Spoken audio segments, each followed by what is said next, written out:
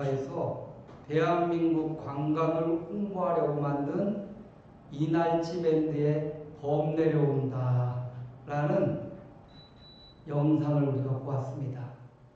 한국에 관광을 많이 오라고 기획하던 중 이 코로나를 만나가지고 올 수는 없고 그러면 한국에 대한 좋은 이미지를 전하자 해서 이날치 밴드와 함께 기획해서 동영상을 만들어서 배포했는데 이 동영상이 대박이 났습니다. 전 세계 수많은 사람들이 이 영상을 보고 깜짝 놀라요. 한국 전통의 판소리와 힙이 결합돼가지고 범 내려온다. 이 노래 이게 계속 반복하고 후렴되는데 이게 엄청 중독성이 강한 겁니다. 그리고 그들의 그 앰비규어스라는 댄스 팀이 춤을 또 얼마나 노래에 잘 맞게 했는지 이 베이스 기타 2명하고 드럼 1명 기본 음악이 그거밖에 없어요. 베이스 기타 2명과 드럼 그리고 판소리 전문가 4명 게다가 이 앰비규어스라는 댄스 팀 이들이 어우러져 가지고 얼마나 세계에 많은 사람들이 봤던지 여러 가지 소셜미디어 합해서 3억 명이 넘는 사람들이 이 영상을 보고 한국에 대한 관심을 갖고 오늘 우리가 본 거는 서울 버전인데 이게 부산 버전이 있고 안동, 강릉 굉장히 여러 도시를 다니면서 유명한 명소들을 찍어내면서 이 인기를 몰아가고 있습니다. 범 내려온다. 이게 수군가라는 판소리의 일부분이에요. 수군가가 뭡니까? 용왕이 병이 들었습니다. 용왕이 병들어 죽게 되었을 때 육지에 사는 토끼의 간을 먹으면 낫는다라는 소식을 듣고 별주부 자라를 특파를 한 겁니다. 자라가 땅으로 나와가지고 용왕 구하려고 토끼의 간을 찾으려고 그냥 금방 찾은 게 아니에요.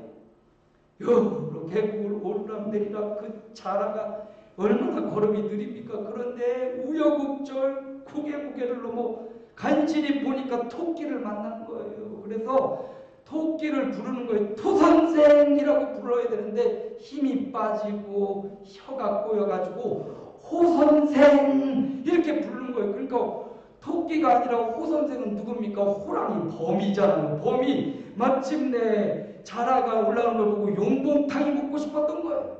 예? 자라탕이 먹고 싶은데 그 자라가 자기를 불러주는 겁니다. 호선생하고 불러주니까 그 호랑이 범이 기분이 좋아갖고 그래 용봉탕 맛이나 보자 하면서 내려오는 모습이 바로 범 내려온다. 그러면서 왕무례를 차르르르르 이런 후렴구가 막 있는데 이거 한 번도 안 본 사람은 있어도 한 번만 본 사람은 없을 정도로 굉장히 인기 있고 해악이 담겨 있습니다. 요즘 이날치 밴드는 이걸로 그냥 여러 인터뷰와 공연 아주 세도하고 있다고 합니다. 이 범 내려온다 노래가 상업적으로도 연결돼가지고 삼성폰에서 폰 내려온다 라는 이제 패러디를 해가지고 광고를 또 시작하기도 했는데 수많은 사람들이 열광하는 이 노래를 보면서 성탄을 맞아 저는 이렇게 패러디를 했어요. 왕 내려오신다. 할렐루야. 한번 따라합니다. 왕 내려오신다. 왕 내려오신다. 범 내려오는데 그 범이 오는 목적은 용봉탕 먹으려고 신나서 오는 거예요. 잡아먹으려고 오는 겁니다. 그런데도 사람들이 열광하지 않습니까? 그런데 우리 구주 예수 그리스도께서 이 땅에 우리를 구원하기 위해 하늘 보좌를 버리고 내려오시는 이 성탄의 계절에 오늘 저와 여러분이 열광하지 않을 수 없고 너무 기쁘고 환영하고 모셔드리고 예수님으로 가득 채우는 이런 성탄의 시즌을 보내시기를 주님의 이름으로 축원합니다. 우리 예수님이 왕이신 예수님이 이 땅에 내려오셨습니다. 예수님은 왕으로 이 땅에 오신 것입니다. 범은 별주부를 용봉탕에 해먹으려고 내려오지만 우리 주님은 우리를 구원하시려고 하늘 보좌 버리고 이 땅에 오실 것입니다. 헤롯 왕은 왕궁에 있었습니다. 그런데 예수님은 왕이신데 그 왕궁에 오신 것도 아니고 예루살렘도 아니고 가장 이름 없는 마을, 그 당시는 가장 조용하고 시골 같은 그 베들레헴, 그것도 말구유에 우리 예수님이 신이 오신 것입니다. 너무나 촉박하고 너무나 조용히 해서 하나님이 가만히 있을 수 없어 동방의 박사들을 몇 달 전부터 준비해서 별을 보고 이 예수님을 찾아오게 했어요. 밤에 양을 치던, 장을 자제하고 양을 치던 그 목자들에게 천사들을 보내셔서 이 기쁨의 소식, 너무나 조용한, 예수가 나시고 구주가 나셨는데 너무나 적막하고 어둠이 담긴 이 세상에 차마 그럴 수 없어 천사를 보내서 기쁨의 좋은 소식, 너희를 위하여 구주가 나셨다. 목자들이 그 신비한 현상, 천사들을 보고 우리가 가자. 그리고 베들레헴 가서 아기 예수 탄생하신 것을 그 자리에 목격하고 자기들이 경험한 이 모든 이야기를 마리아와 요셉에게 전달해주고, 그 밤 예수님이 탄생하시던 그 밤, 동방 박사들의 경배가 있던 그 밤, 목자들의 간증과 찬양이 있던 그 밤, 그 새벽, 오늘 저와 여러분도 주님의 탄생의 그 현장에 가서 주님 앞에 엎드려 절하고 아기 예수 탄생, 우리를 구하려고 나를 구하려고 하늘 보자 버리고 이 땅에 오신 주님 앞에 마음껏 찬양하고 경배하는 그런 하루하루가 되시기를 주님의 이름으로 축복합니다. 동방박사들은 물어봅니다. 유대인의 왕으로 나시니가 어디 계시냐고. 오늘 우리가 읽은 본문의 2절에 그렇게 나와있죠. 함께 읽습니다. 유대인의 왕으로 나시니가 어디 계시냐? 우리가 동방에서 그의 별을 보고 그에게 경배하러 왔노라. 동방 박사들은 유대인의 왕을 찾아 왔습니다. 그런데 예수님은 유대인의 왕일 뿐만 아니라 만왕의 왕이십니다. 그래서 요한계시록에 보니까 함께 읽습니다. 어린 양은 만주의 주시요 만왕의 왕이시므로 그들을 이기실 터이요 또 그와 함께 있는 자들 곧 부르심을 받고 택하심을 받은 진실한 자들도 이기리로다. 여기 만왕의 왕은 바로 예수 그리스도를 의미하는 거예요. 이 예수 그리스도가 사단의 세력을 완전히 멸하고 이기시는 분, 그분을 따르는 자, 그분의 부름을 받고 택함 받은 성도, 저와 여러분도 예수와 함께 이기는 날, 누구를 따라? 만왕의 왕이신 예수님을 따라 우리도 이기고 우리도 승리할 것을 성경은 말씀해 주고 있습니다. 만왕의 왕이신 예수님, 가장 작은 베들레헴이라는 그곳에서도 여관에 둘 자리가 없어 마구간에 오신 예수 그리스도, 베들레헴이 가장 작고 초라한 도시였지만 성경 말합니다. 미가서의 말씀대로 베들레헴 에브라다야, 너는 이 고을 중에 작지 아니하도다. 더 이상 작지 않아요. 예수 그리스도가 탄생하고 예수 그리스도를 모신 베들레헴은 작지 않습니다. 오늘 저와 여러분이 세상이 보기엔 초라한 것 같고 세상의 후에 이렇게 내놓을 것 없을지라도 예수 그리스도를 품은 인생 결코 작지 않고 예수 그리스도가 있는 인생, 그들은 하나님이 기뻐하는 큰 자임을 믿으시기를 축원합니다. 예수님을 영접하고 환영한 동방 박사들처럼 또 목자들처럼 우리도 만왕의 왕이신 주님을 마음에 모시고 그 주님을 높이고 그분 앞에 엎드려 절하는 성탄의 계절이 되시기를 바랍니다. 요한계시록 19장 16절에도 그렇게 말하고 있습니다. 함께 읽습니다. 그 호와 그 다리에 이름을 쓴 것이 있으니 만왕의 왕이요 만주의 주라 하였더라. 마지막 백보자 심판의 때 예수 그리스도께서 재림하신 그때 만왕의 왕으로서 만주의 주로서 이 땅에 오십니다. 지금은 예수님을 만왕의 왕이라고 믿지 않고 지금은 예수님을 따르지 않고 섬기지 않는 수많은 백성도 이날 백보자 심판의 때 만왕의 왕 앞에 엎드려지고 주를 거역하고 배반했던 자들은 형벌을 받게 될 것이요, 주를 따르고 섬기던 자들에게는 온전한 영광이 임할 것입니다. 우리 주님은 유대인의 왕에 머물러 있지 않고 우리 주님은 만왕의 왕이요 만주의 주님이시라는 사실, 이걸 머릿속으로 지식으로만 아는 것이 아니라 주님이 나의 왕이라는 것은 그분의 말 한마디가 내 인생을 좌우하고 그분의 어명이라면 내가 목숨을 바쳐서 따라가고 헌신해야 될 내가 섬기는 왕이라는 표현입니다. 그냥 머리로 하는 만왕의 왕에서 끝나지 말고 내 삶을 다해 내 인생과 내 시간을 다해 온전히 그분을 섬기고 그분을 높이고 영광을 돌려도 모자란 그런 존재가 우리라는 사실을 기억하면서 오늘 저와 여러분이 그분의 영광에 하늘 보좌를 버리고 이 땅에 오신 데에는 우리를 구원하시고 우리를 향한 기대가 있었지 않겠습니까? 나를 구원하려고 이 땅에 오신 데에는 나를 향한 하나님의 기대가 있었단 말이에요. 주님의 기대를 저버리고 살지만 주님의 기대에 부응하며 나를 위해 이 땅에 오신 주님의 그 기대에 부응하며 화답하며 주님의 영광을 위해 살아가는 주님의 종들이 되시기를 축원합니다.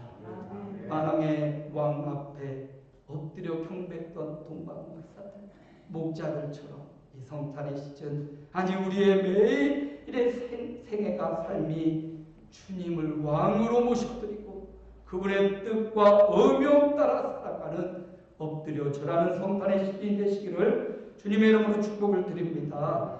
왕이 내려오셨습니다. 그분은 그리스도로 이 땅에 오셨습니다. 헤롯 왕이 물어봅니다. 2장 4절에 왕이 모든 대제사장과 백성의 서기관들을 모아 그리스도가 어디서 나겠느냐. 헤롯 왕이 물어봤습니다. 내가 왕인데 유대인의 왕이 어디 있단 말이냐, 그리스도가 어디서 난단 말이냐.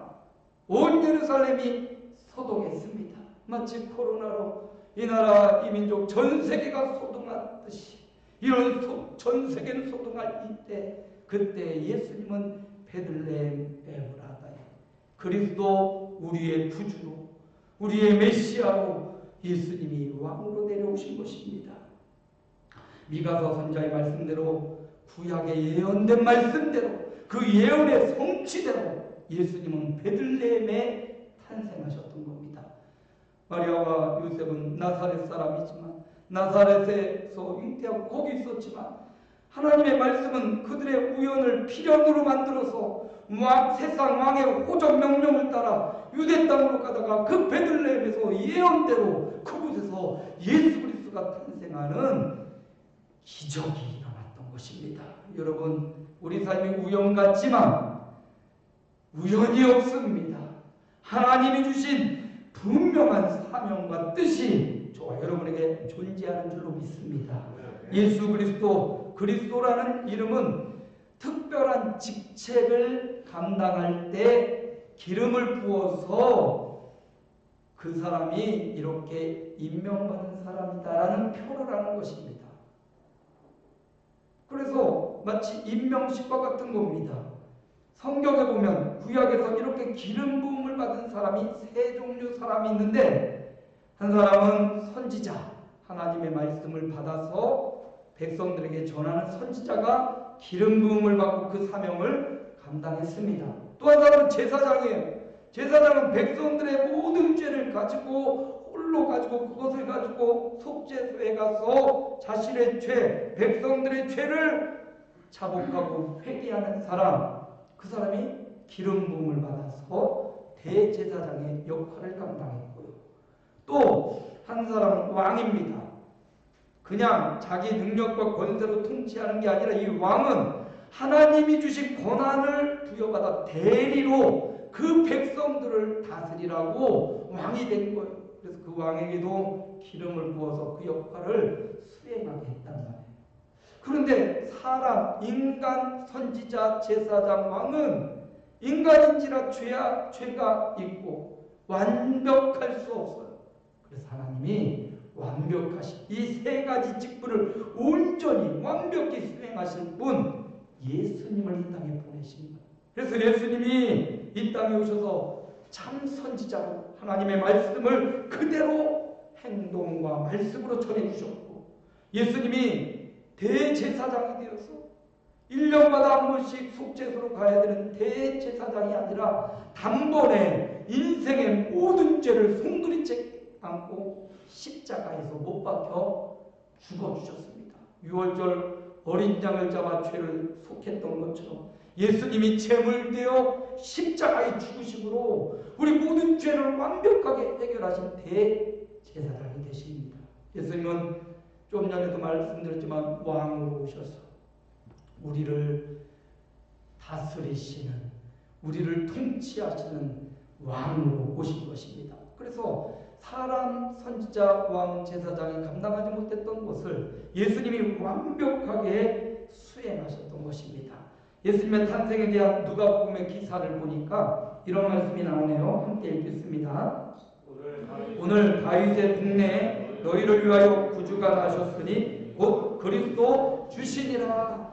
예수님이 탄생할 그때부터 예수님은 그리스도이심을 예고하고 밝히 알려주셨습니다. 온전한 그리스도, 우리를 구원할 구원의 주님이심을 분명히 했습니다. 베드로도 그렇게 고백하죠. 예수님을 경험하고 예수님과 함께 기적과 이적을 체험했던 베드로가 이렇게 고백합니다. 우리 함께 읽겠습니다. 시몬 베드로가 대답하여 이르되 주는 그리스도시요 살아계신 하나님의 아들이시니이다. 예수님을 주님으로, 예수님을 그리스도로, 예수님을 살아계신 하나님의 아들로 베드로가 고백했던 것처럼 이 성탄의 계절 왕이 내려오셨습니다. 우리도 주는 그리스도시요 살아계신 하나님의 아들이라고 신앙 고백하는 저와 여러분이 되기를 소망합니다. 신앙 고백을 통하여 주님이 기뻐하시고 내가 이 반석 위에 내 교회를 세우리니 음부의 권세가 결코 이기지 못하리라. 음부의 권세가 넘나들지 못하는, 세상이 감당하지 못하는 주님의 교회가 세워졌습니다.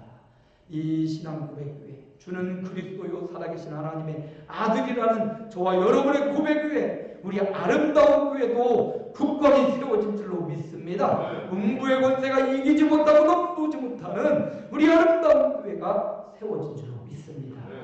우리도 시마다 때마다 베드로의 고백을 마음에 새기면서 주는 그리스도시요 살아계신 하나님의 아들입니다. 사실 이 고백 위에 기도도 들어있고 이 고백 위에 우리의 꿈과 비전, 소망이 다 들어있어요. 그래서 시마다 때마다 내 삶에 문제가 생길 때에도, 내 인생에 기쁘고 행복한 일이 있을 때에도 내가 나타나는 게 아니라 주님이 그리스도요, 주님이 살아계신 하나님의 아들이시고 주님이 하셨습니다. 주님이 이기게 하십니다. 주님이 행하실 것입니다. 이런 신앙 고백이 계속되기를 주님의 이름으로 축복합니다. 왕이 내려오셨습니다. 그 왕은 누구로 이 땅에 또 오셨냐? 주님은 목자로 오셨습니다. 오늘 본문 말씀해 보니까 2장 6절이죠. 함께 읽겠습니다. 또 유대 땅 베들레헴아 너는 유대 올 중에서 가장 작지 아니하도다. 내게서 한 다스리는 자가 나와서 내 백성 이스라엘의 목자가 되리라 하였음이니이다. 예수님이 나오셔서 이 땅에 오셔서 그분이 목자가 되리라 말씀하고 있습니다. 내 백성 이스라엘의 목자, 그가 바로 예수님입니다. 여러분, 목자는 가축을 지키고 먹이고 돌보는 사람입니다. 아버지가 몸이 조금 좋아졌다고 송아지를 10마리를 또 사오셨어요. 그 아버지가 나 배고플 때 우유는 안 사줘도 옛날에 우리 복순이, 송아지 이름입니다. 그 송아지 복순이가 엄마 젖을 못 먹는다고 탈지 분유를 사다가 그걸 막 먹여주는데 애가 뺏어먹고 싶더라고요. 나는 우유도 안 사주는 아버지가 그 송아지 탈지 분유 먹이는 게 너무나 부럽고 아직도 섭섭해요. 여러분, 그런데 그 짐승은 주인의 그런 배려가 없으면 죽는 거 아니에요? 사온 송아지 10마리 중에 한 마리가 핏똥을 싼대요. 죄송합니다. 그렇다고 아버지가 어떻게 하면 좋냐고 막 안절부절하더니 가축상에 가가지고 주사를 2방을 사와. 그리고는 저 보는 앞에 송아지 양쪽 엉덩이에 한 번씩 주사를 팍 놓더라. 아버지 소 어때요? 야, 핏똥 하나도 안 싸고 좋더라. 그리고 기뻐하시는 거예요. 아버지가 기뻐할 때가 따로 있어요. 다른 때 기뻐하지 않더라고요. 송아지 자신이 키우는 소들이 건강하고 잘 살면 되게 좋아하셔요. 근데 그 소가 막 이상한 똥 싸고 막 아파서 시들시들하면 본인도 아파하시더라고요. 여러분, 이게 바로 목자의 마음 아니에요? 양을 위해 눈물을 흘리며 모든 관심과 모든 집중하여 돌보는 이가 바로 목자인데, 여러분, 목자도 좋은 목자도 있고 사꾼 목자도 있어요. 근데 주님이 이렇게 말씀하십니다. 요한복음 10장 10절 11절에 함께 읽습니다. 나는 선한 목자다.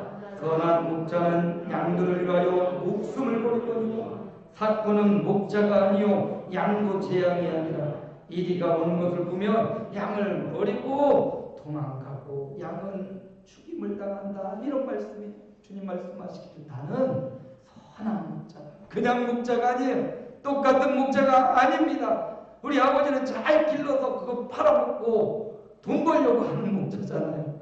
근데 우리 주님은 선한 목자라.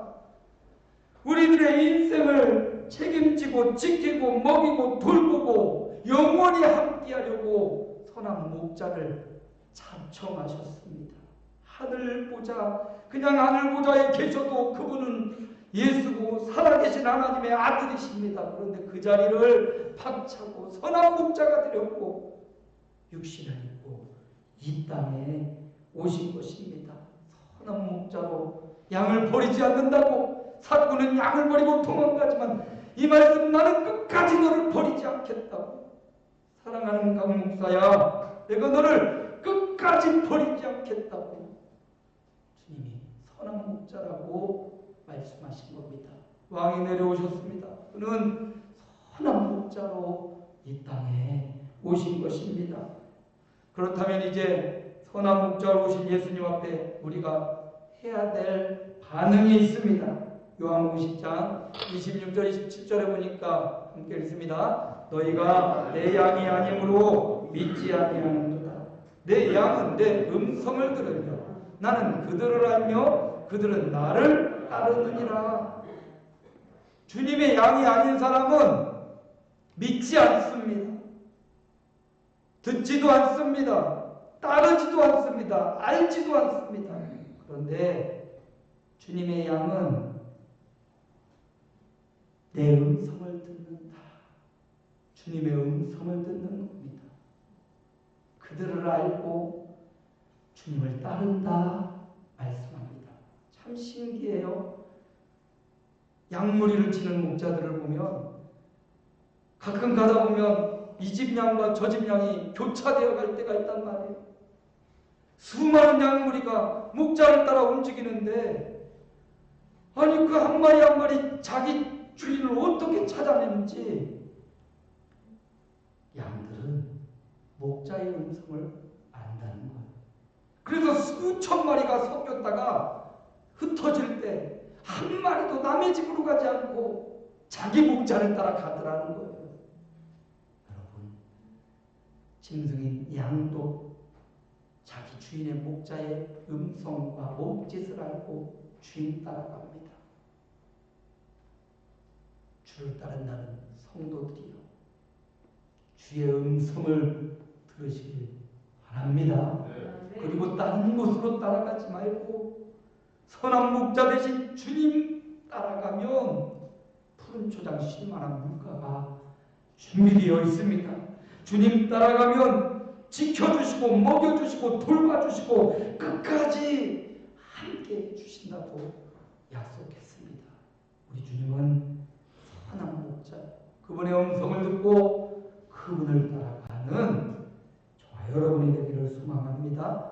봄이 내려온다. 3억 명이 넘는 사람들이 그것을 보고 열광했는데 그보다 더 훌륭하고 위대하신 만왕의 왕이신 왕이 내려오셨습니다. 그분은 만왕의 왕이십니다. 그분은 그리스도 우리의 구세주입니다. 그분은 우리의 선한 목자이십니다. 그러므로 저와 여러분이 어떻게 반응해야 됩니까? 만왕의 왕이신 그분 앞에 엎드려 절하시기 바랍니다. 그리스도 그분 앞에 신앙을 고백하며 주는 그리스도요 살아계신 하나님의 아들이라고 고백하시기 바랍니다. 선한 목자 되신 주님 그분의 음성을 말씀을 통하여 예배를 통하여 삶을 통하여 그분의 음성을 듣고 그분만 따라가는 성탄의 계절이 되시기를 주님의 이름으로 축복합니다. 살아계신 아버지 하나님 은혜를 감사합니다. 구주 예수 그리스도께서 하늘 보좌를 버리셨습니다. 존귀와 영광을 버리고 인간의 몸을 입고 이 땅에 가장 낮은 베들레헴 작은 땅 말구 위에 오셨습니다. 그럼에도 불구하고 그분은 만왕의 왕이시오. 그분은 우리의 구원자 그리스도시오. 그분은 우리의 선한 목자이십니다. 이제 우리 주님을 왕으로 오신 주님을 우리는 만났습니다. 이제 만왕의 왕이신 주님 앞에 엎드려 절하는 삶을 살게 하옵소서. 주는 그리스도의 살아계신 하나님의 아들이라는 신앙 고백이 이어지게 하옵소서.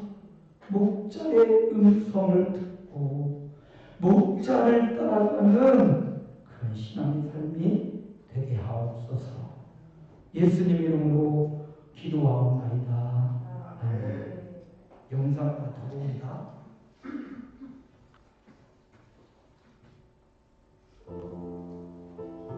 안녕하세요. 주권선교사 방송입니다. 주권선교사 방송은 철저한 신앙, 소명을 따르는 삶을 전합니다. 오늘은 미국의 동화작가 엔젤라 헌트의 새 나무의 꿈이라는 글을 소개합니다. 이야기를 듣다 보면 우리가 기대한 모습은 아닐지라도 우리의 꿈을 더욱 멋지게 이루어주시는 우리 왕 예수님께 경배와 찬양을 드리게 됩니다. 어느 산마루에 세 그루의 나무가 있었습니다. 세 나무 모두 꿈을 가지고 있었습니다. 첫째 나무의 꿈은 언젠가 자신이 금으로 입혀진 보석함이 되어 이 세상에서 가장 아름다운 보석을 담는 것이었습니다. 둘째 나무의 꿈은 바다를 여행하는 군함이 되어 왕을 태우고 다니는 것이었습니다. 셋째 나무의 꿈은 이 산마루에서 가장 높고 아름다운 나무가 되어 사람들이 자기를 우러러볼 때마다 하나님을 생각나게 해주는 사랑받는 나무가 되는 것이었습니다. 세 나무는 함께 모여 그들의 꿈을 이루어 달라고 하나님께 자주 기도했습니다. 어느 날 나무꾼들이 이 산마루에 올라 첫째 나무를 자르기 시작했습니다. 이제 그는 금으로 입혀진 보석함이 될 것을 기대했습니다. 그러나 그는 어느 농부에게 팔려가 외양간에서 소나 말을 먹이는 여물통이 되고 말았습니다. 그는 실망했지만 믿음을 버리지 않고 기도했습니다. 나무꾼들이 둘째 나무를 자르기 시작할 때 그는 이제 바다를 여행하는 군함이 되어 왕을 태우는 꿈에 부풀었습니다. 그러나 그 역시 어느 어부에게 팔려가 작은 어선으로 호숫가에 띄어졌습니다. 군함이 되기에 그는 너무 연약했던 것입니다. 그 역시 실망했지만 믿음을 버리지는 않았습니다. 나무꾼이 셋째 나무를 자르기 시작할 때 그는 비명을 질렀습니다. 그의 꿈은 거기에 그대로 남아 높고 아름다운 나무가 되는 것이었기 때문입니다. 그러나 베어진 그는 어느 목수에게 팔려가 집 뒤뜰에 버려졌습니다. 그도 실망했지만 믿음을 버리지는 않았습니다. 수년이 흐른 어느 날 말구유가 된 첫째 나무에 세상에서 가장 보배로운 아이가 태어나 그 품에 안기었습니다. 이 아기의 이름은 예수라고 불렸습니다. 호수에 떠다니던 둘째 나무에게도 사건이 생겼습니다. 어느 날 그의 배에 한 분이 오르자 그의 제자들이 함께 올랐습니다. 그분은 갑자기 일어난 폭풍에 두려워하는 제자들을 안심시키며 호수를 한마디로 꾸짖었고 호수는 곧 잠잠해졌습니다. 제자들은 그들에게 엎드려 그분을 주님과 왕으로 경배하였습니다. 이때 그는 비로소 그가 왕 중의 왕을 모셨음을 알게 되었습니다. 한편 목수에게 팔려 집 뒤뜰에 버려졌던 셋째 나무는 어느 날 로마 군인들의 청탁으로 십자가 나무가 되어 갈고리 높은 언덕에 세워졌습니다. 그에게는 그의 친구 첫째 나무에서 태어나고 둘째 나무가 태우고 다니던 갈릴리 사람 예수라는 분이 매달리게 되었습니다. 그리고 그는 원래의 꿈처럼 하나님을 보여주고 사람들에게 사랑받는 나무가 되었습니다. 세 나무의 기도는 모두 응답되었습니다. 그들의 꿈은 오래전 함께 모여 기도하던 그대로 이루어졌습니다. 들어주셔서 감사합니다. 저마다 꿈을 하고 살아가는데 내가 원하는 방법으로 이루는 게 아니라 주님을 모신 말고유, 주님을 모신 나룻배, 주님과 딱 붙은 십자가로 그들이 원하는 게 아니라 주님이 원하는 뜻이 꿈이 그들을 통해 이루어졌습니다. 오늘 저와 여러분도 이 성탄의 시즌에 내 꿈을 이루려고 애쓰지 말고 주님의 꿈이 이루어지도록 쓰임받는 저와 여러분 되길 소망합니다.